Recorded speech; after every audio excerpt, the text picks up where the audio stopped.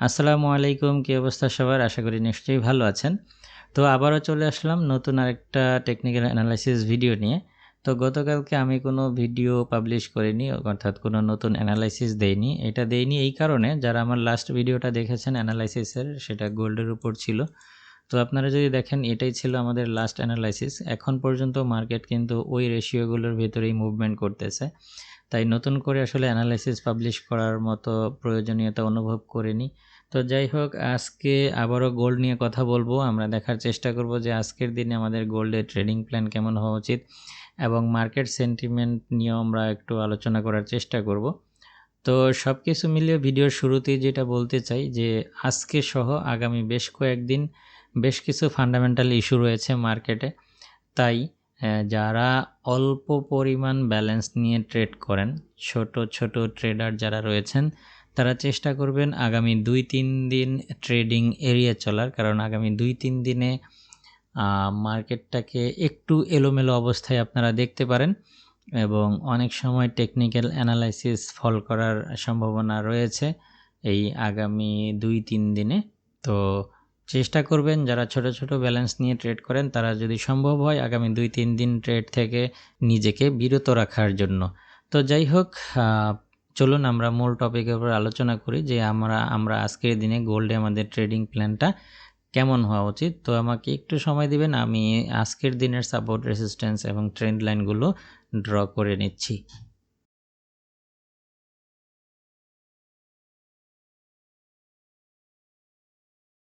তো অলরাইট, দেখতে পাচ্ছেন যে আমি ইতিমধ্যেই সাপোর্ট, রেসিস্ট্যান্স এবং ট্রেন্ড লাইনগুলো ড্র করে নিয়েছি। এইটা হচ্ছে আমাদের ডেইলি টাইম ফ্রেমের ট্রেন্ড লাইন।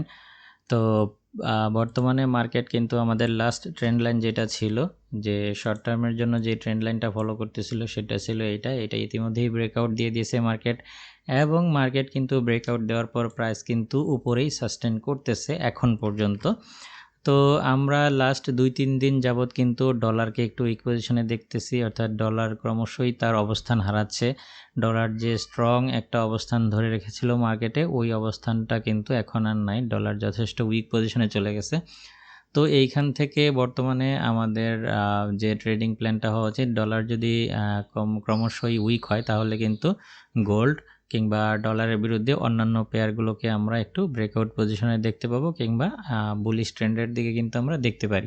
তাহলে এইখানে আজকের দিনে আমাদের ট্রেডিং প্ল্যান কেমন হওয়া উচিত? আমরা যেহেতু লক্ষ্য করতেছি যে মার্কেট ক্রমশই বাই কিংবা বুলিশ ট্রেন্ডের দিকে মার্কেট একটু আগ্রহ দেখাচ্ছে, আর এইখানে যদি আমরা শর্ট টার্মের জন্য একটা ট্রেন্ড লাইন ড্র করি, তাহলে আমরা দেখতে পাবো যে ইতিমধ্যে এখানে একটা সুইং পয়েন্ট ক্রিয়েট হয়েছে মার্কেটে, এবং আরেকটা সুইং পয়েন্ট কিন্তু এখানে ক্রিয়েট হয়েছে।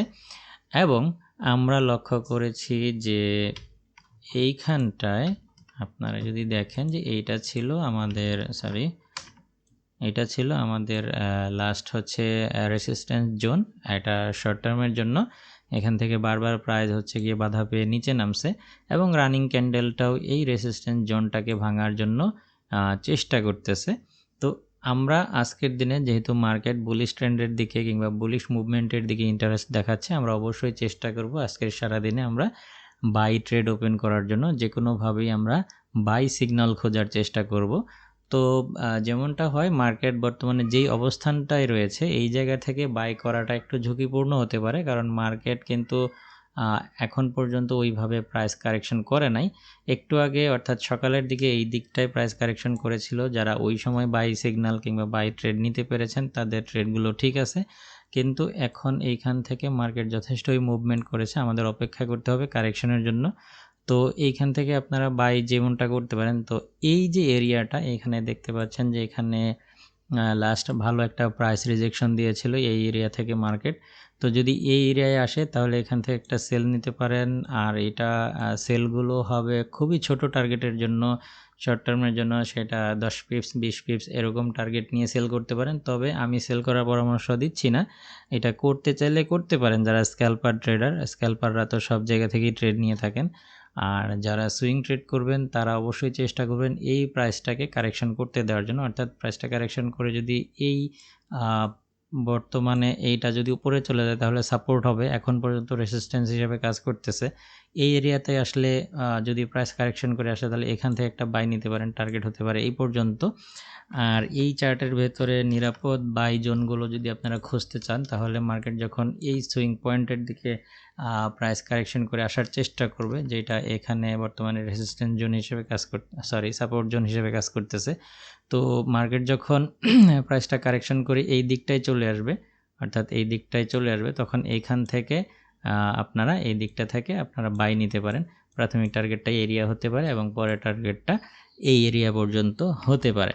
অথবা যদি এরকম হয় যে প্রাইসটা কারেকশন করে আস্তে আস্তে এই দিকে একটা সুইং পয়েন্ট ক্রিয়েট করে, তাহলে তো হইলই, আমাদের শর্ট টার্মের জন্য একটা ট্রেন্ড লাইন আমরা তখন আইডেন্টিফাই করতে পারবো এবং তখন কিন্তু এইখান থেকে আবারও আমরা একটা বাই ট্রেড নিতে পারি, যার টার্গেট হতে পারে এই লেভেল পর্যন্ত। এবং এইখানে আপনারা কিন্তু ওই লেভেলগুলোর যে প্রাইস লেভেলগুলো, এটা কিন্তু এইখানে আপনারা দেখতে পাচ্ছেন, আপনারাও আপনাদের চার্টে এরকমটা ড্র করে নিতে পারেন।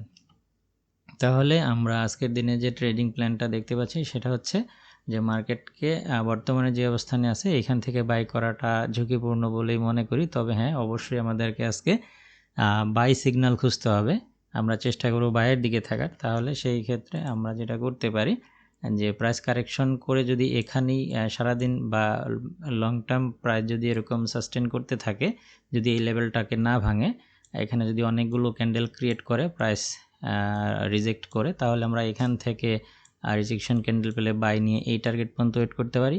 অথবা প্রাইস যদি এই ক্যান্ডেলগুলোর মতো ফলস ব্রেকআউট দিয়ে এই রানিং ক্যান্ডেলটা যদি এখান থেকে আবারও নিচে চলে আসে, তাহলে আমরা বাই করার জন্য আমরা পজিশন খুঁজবো হচ্ছে এই সুইং পয়েন্টগুলোর নিচে, অথবা এই ট্রেন্ড লাইন টাচ করার সাথে সাথে আমরা বাই নেওয়ার চেষ্টা করতে পারি।